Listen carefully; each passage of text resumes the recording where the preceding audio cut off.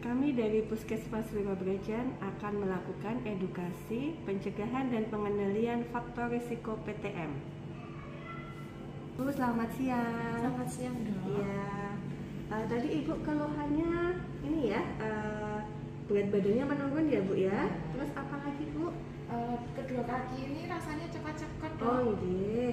Tadi sudah pemeriksaan laborat ya? Sudah. Oh iya, saya terima ya Ibu. Baik, tadi setelah Ibu ada keluhan berat badan menurun, kemudian kakinya cekot-cekot, kita lakukan pemeriksaan toh tadi? Ya, sudah. Ya, berat badannya Ibu 60 kg, tinggi badan 150 cm. Kemudian lingkar perutnya 105 cm. Nah, kemudian tekanan darah Ibu 150/90 mm Hg ya Bu ya. Kemudian tadi dari laboratorium gula darah Ibu 210. Tinggi ya, Dok? Itu termasuk tinggi Bu. Kemudian untuk asam uratnya 8,8. Untuk perempuan itu juga termasuk tinggi. Kemudian kolesterolnya 236. Itu juga tinggi Bu. Ya, jadi kalau dari hasil pemeriksaan Ibu nih, kesimpulannya dari berat badan dibandingkan tinggi badan itu indeks massa tubuh atau IMT-nya 26,66 Bu. Kategori apa, Dok? Nah, itu kalau IMT di atas 25 berarti Ibu termasuk obesitas. Nah, obesitas itu berarti berat badannya berlebih nih, Bu. Kemudian lingkar perutnya 105, itu juga termasuk berlebih. Jadi untuk perempuan itu harusnya 80 Bu. Jadi di bawah 80 lingkar perutnya. Jadi Ibu kebanyakan ini tingkat kebesaran gitu ya. Kemudian dari tekanan darah, karena usia Ibu 60 tahun, ya ini di perbatasan Bu. Jadi 150/90. Masih aman ya, Dok? Masih, tapi sudah perbatasan. Jadi memang harus mulai hati-hati ya Bu ya. Nah, dari kesimpulannya berarti Ibu ini menderita penyakit diabetes mellitus atau penyakit gula kalau Ibu dengar ya di umum. Kemudian selain itu juga menderita dislipidemia atau kadar kolesterol yang berlebih. Kemudian selain itu juga ada hiperuricemi, yaitu asam uratnya berlebih, dan juga obesitas atau kelebihan berat badan. Nah, maka dari itu ini Ibu termasuk menderita PTM atau penyakit tidak menular, di mana penyakit ini adalah penyakit yang sifatnya kronis. Jadi seumur hidup ya Bu ya. Jadi Ibu seumur hidup harus rutin periksa, rutin kontrol ya. Tidak boleh mengabaikan penyakitnya karena bisa berkembang menjadi penyakit-penyakit yang lebih berat, ada komplikasinya. Ini beda sama penyakit seperti batuk pilek ya Bu. Kalau batuk pilek itu diobati 3 hari sembuh.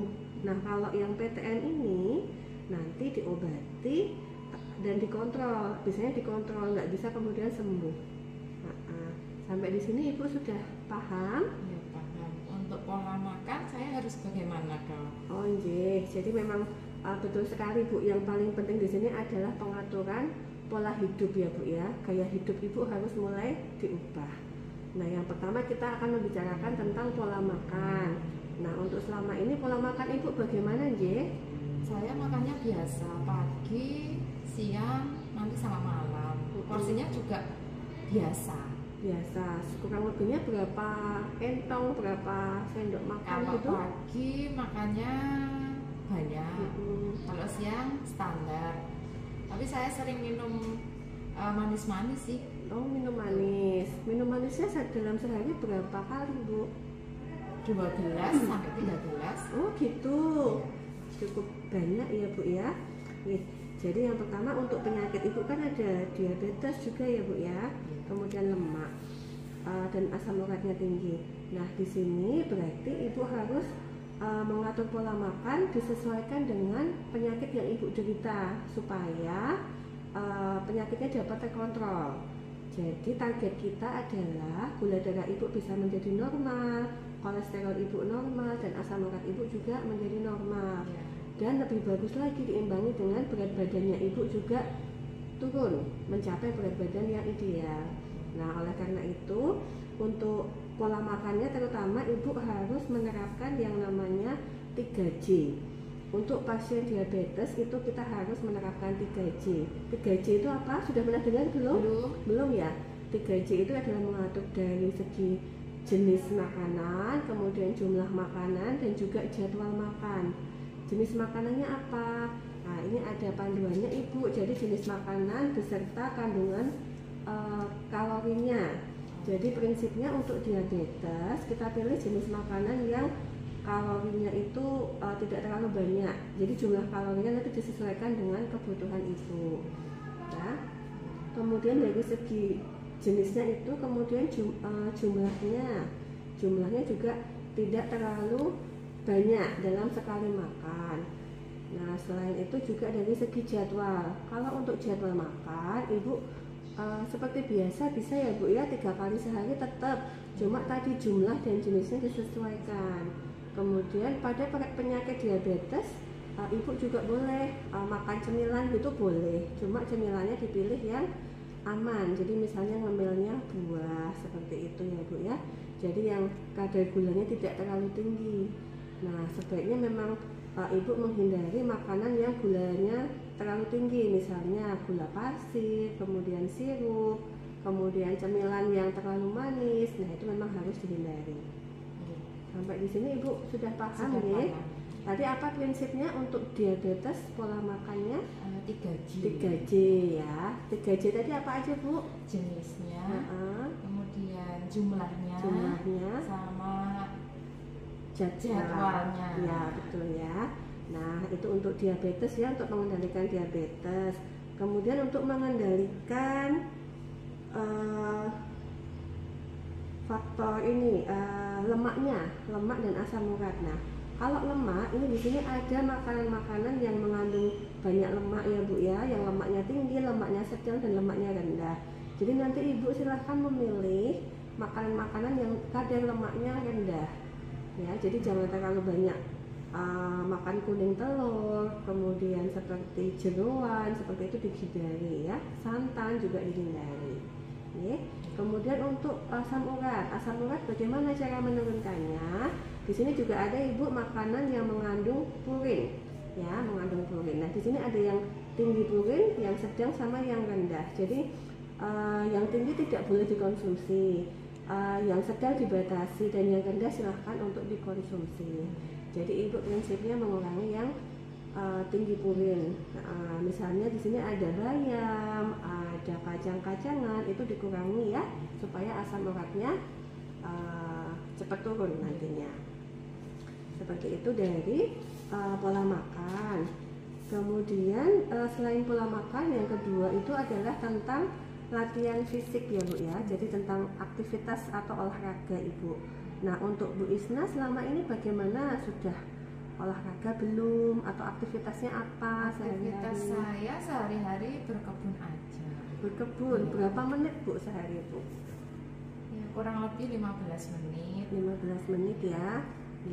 Jadi sudah bagus ya Bu Isna ya, sudah ada aktivitas fisik sehari-harinya. Cuma untuk lebih meningkatkan lagi, sebaiknya aktivitas fisik itu minimal 30 menit dalam satu hari bu.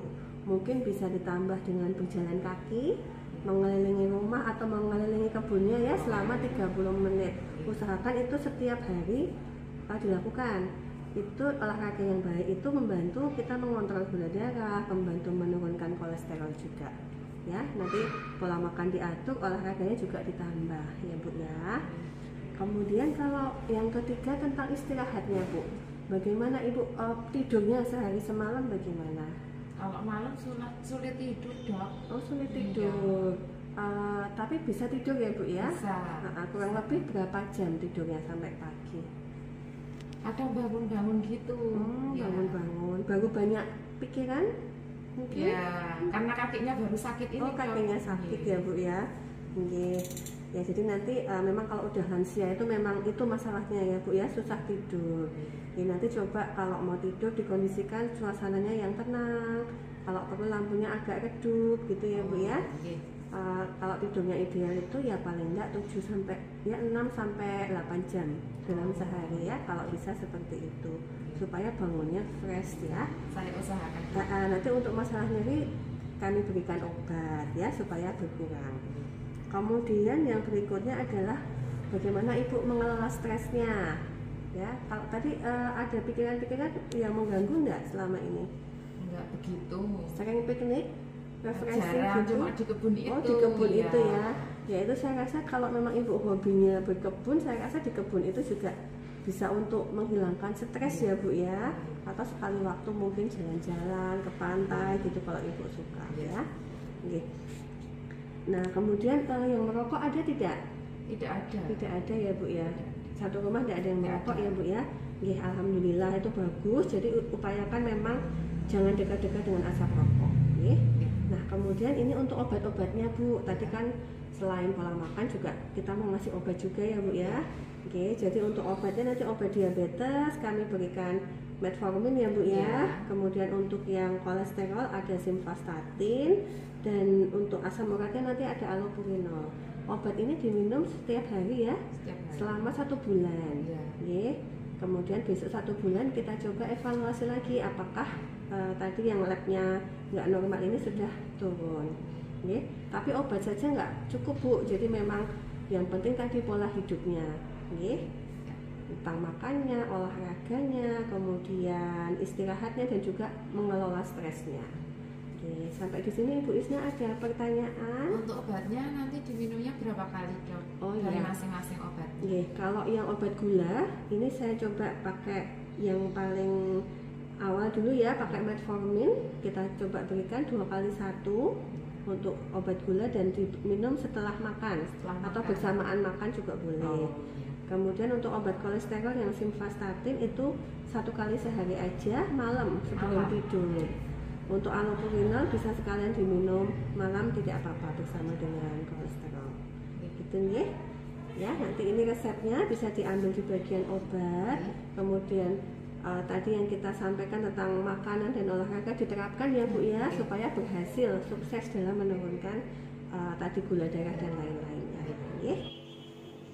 Bu, ini ada leaflet ya tentang diabetes, kolesterol dan asam urat ya, bisa dibaca. Kemudian nanti mungkin di pertemuan berikutnya akan saya jelaskan juga tentang komplikasi diabetes dan lain-lainnya ya Bu ya. Nanti kalau ada luka-luka di kaki atau ada masalah di kaki langsung dilaporkan ya Bu. Baik. Ya. Terima kasih Dok. Sama-sama.